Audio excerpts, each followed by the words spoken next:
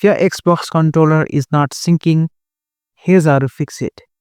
Start by making sure the controller has a fresh batteries or is fully charged if it's a rechargeable model, so it has enough power to connect properly.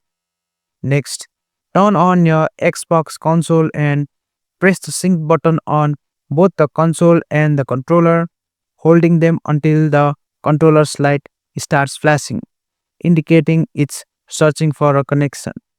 Also, make sure there are no obstacles or interference from other wireless devices that could block the signal between the console and controller. Then try restarting both the console and the controller to refresh the connection and clear any temporary glitches. Finally, test the controller by navigating the menus to confirm all buttons, trigger, and stick are responding correctly.